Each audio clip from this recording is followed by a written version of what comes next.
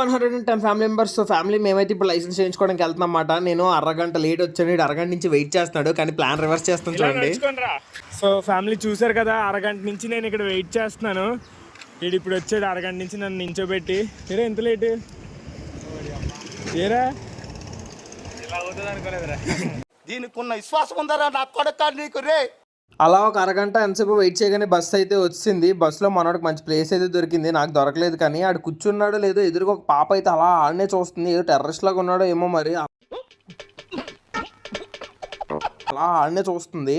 ఇంక ఇలా బస్ దిగేసరికి మా బావగాడు అయితే వెయిట్ చేస్తున్నాడు. ఈడు ఇంకొకటి మాట, ఈడి పేరు హితేష్ మాట. బల్లె బావ అంటాను నేను. నాకు అందరూ బావలే మ్యాక్సిమం. నీళ్ళు నిక్కియాలు బావే, ఉదయగడు బావ, హితేష్ గడు బావ, అందరూ బావలే మాట.